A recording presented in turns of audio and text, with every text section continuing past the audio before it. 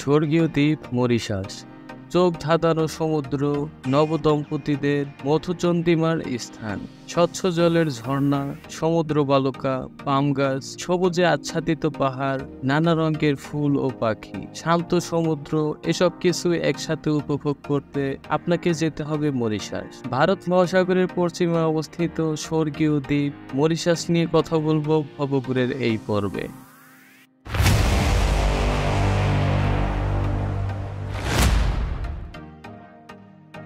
Mauritius পৃথিবীর আকর্ষণীয় দ্বীপগুলির মধ্যে একটি। 5 তারকা হোটেল, গল্ফ ক্লাব, বৈচিত্র্যময় খাবার সবকিছুই পর্যটকদের কাছে টানার জন্য যথেষ্ট। এসব কারণে মরিশাসকে বলা হয় স্বর্গীয় দ্বীপ। ভারত মহাসাগরে অবস্থিত আফ্রিকার ক্ষুদ্র দ্বীপ রাষ্ট্র হচ্ছে মরিশাস। মরিশাস একটি সুন্দর দ্বীপ রাষ্ট্র যা ভারত মহাসাগরের পশ্চিমে অবস্থিত। এর রাজধানী পোর্ট লুই। মরিশাস তার সাদা বালির সৈকত, নীল জল এবং বৈচিত্র্যময় সংস্কৃতির জন্য পরিচিত।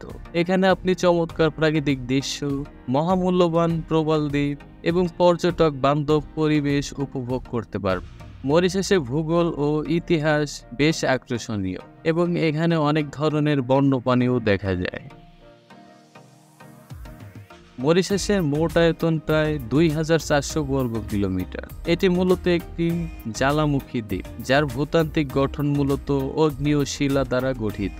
দ্বীপটির চারপাশে প্রবল প্রাচীর দ্বারা বেষ্টিত এবং সমুদ্রের গভীরতার জন্য এটি একটি জনপ্রিয় ড্রাইভিং গন্তব্য।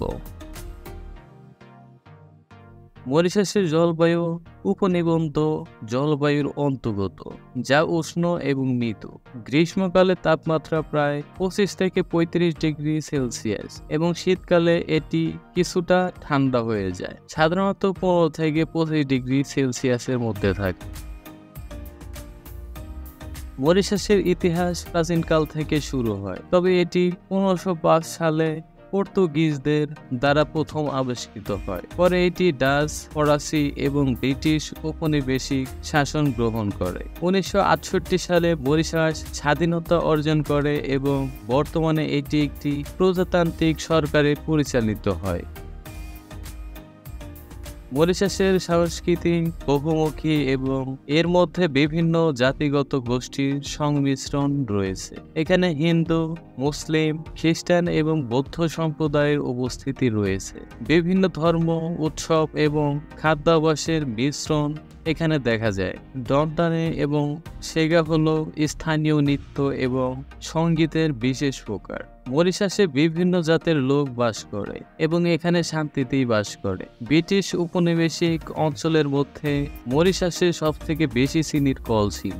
এখানে একটা সময় রেলের বিকাশ ঘটলেও বর্তমানে কোনো ট্রেন চলাচল করে না। মরিশাসের দাসত্ব এবং দাসদের উপর অত্যাচারের নির্মম কাহিনী প্রচলিত রয়েছে।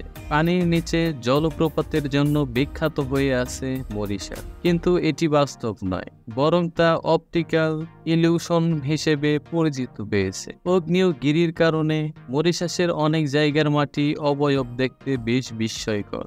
দীর্ঘ বছর ধরে শ্রমিক শ্রেণীর রক্ত, ঘাম এবং পরিশ্রমের ফলে আজকের আনন্দিত সুন্দর মরিশাস গড়ে উঠেছে। পর্যটকরা যখন সেখানে যান তারা অবাক হয়ে দেখেন যে বিভিন্ন জাতিগোষ্ঠী একতাবদ্ধ হয়ে শান্তিতে বসবাস করছে এবং তারা দেশটিকে গড়ে তোলার চেষ্টা করছে।